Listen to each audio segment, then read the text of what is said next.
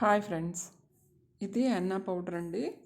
ఈ పౌడర్ హెయిర్కి grey hair తగ్గడానికి, హెల్దీ హెయిర్ కోసమని చాలా బాగుంటుందండి.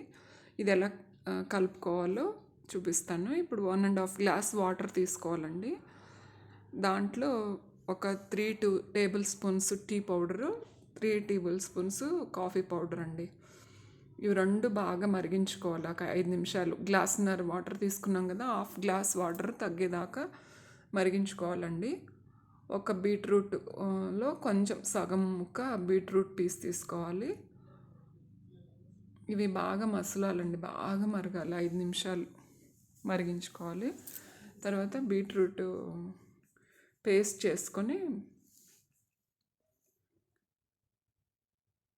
చేసుకొని దాంట్లో యాడ్ చేసేసుకోవాలండి. అది కూడా ఎక్కువసేపు మరిగించకూడదు. జస్ట్ దింపే ముందు 1 నిమిషం అలా మరిగేటప్పుడు వేసుకోవాలి, అంతే.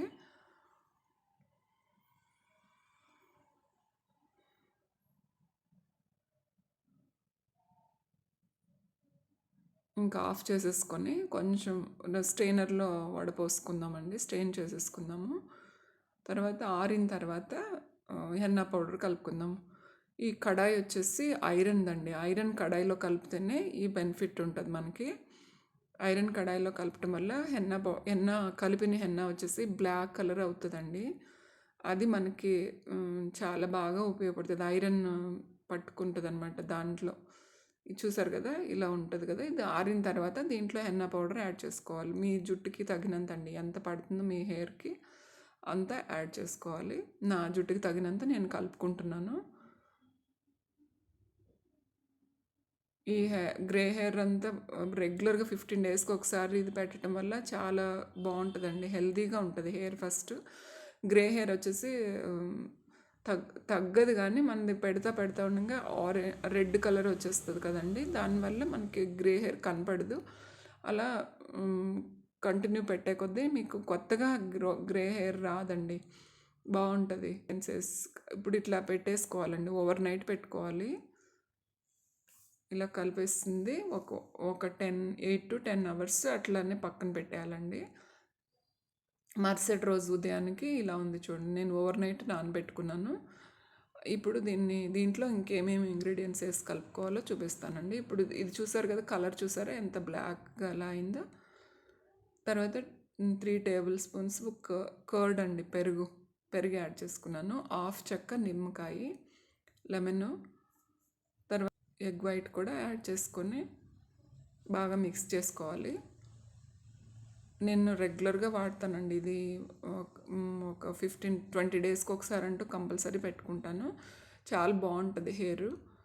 మీరు కూడా ఇలా ట్రై చేయండి, మీకు కూడా తెలుస్తుంది దీని వాల్యూ ఏంటనేది. సేమ్ ఇలానే ఇదే ప్రొసీజర్లో కలుపుకోండి. ఈ విటమిన్ క్యాప్సూల్ అండి, 2 క్యాప్సూల్స్ యాడ్ చేసుకున్నాను నా హెయిర్కి తగినట్టు. మీరు 2 యాడ్ చేసుకోవడంలో ఏం ప్రాబ్లం లేదండి. దాంట్లో చాలా కొంచెమే ఉంటుంది. నిమ్మకాయ కూడా యాడ్ చేసాం కాబట్టి సి విటమిన్ బాగుంటే హెయిర్ షైనింగ్ వస్తుందండి బాగా. కాఫీ పౌడర్ వల్ల కూడా షైనింగ్ బాగా వస్తుంది, చాలా బాగుంటుంది షైనీగా స్మూత్గా హెయిర్. ఇది వచ్చేసి ఆయిల్ అండి. నేను కాసుకున్నాను అనమాట. నేను కొబ్బరి నూనె, మామూలుగా గానుగ నూనె ఉంటుంది కదా, దాన్ని తెప్పించుకొని దాంట్లో తోటలో దొరికే ఇంగ్రీడియంట్స్ అన్నీ వేసి న్యాచురల్గా నేను ఏమేమి వేసి కాసానో నెక్స్ట్ చూపిస్తానండి. అది కూడా మీకు కాసి చూపిస్తాను. ఇప్పుడు ఇవన్నీ మిక్స్ చేసుకొని జుట్టుకు అప్లై చేసేసుకోవాలండి.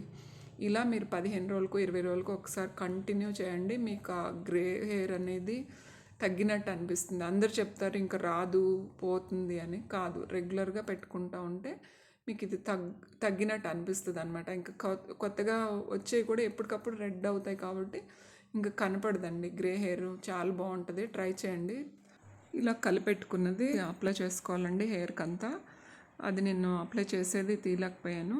ఇప్పుడు అప్లై చేసి హెయిర్ వాష్ చేసిన తర్వాత హెయిర్ ఎలా ఉందో చూపిస్తున్నాను. యాక్చువల్లీ ఇది హెన్నా అప్లై చేసుకున్న తర్వాత 2 అవర్స్ అలానే వదిలేయాలండి. తర్వాత హెన్నా అంతా క్లీన్గా వాష్ చేసేసుకోవాలి. తర్వాత నెక్స్ట్ డే కొంచెం లైట్గా ఆయిల్ అప్లై చేసేసి 1 అవర్ ఆగి షాంపూతో వాష్ చేసుకోవాలండి. అప్పుడు మొత్తం ఇలా వస్తుంది అనమాట హెయిర్ షైనింగ్. అక్కడక్కడ గ్రే కలర్ హెయిర్ వచ్చేసి ఆరెంజ్ కలర్లో కనపడుతుంది చూడండి. Thank you for watching.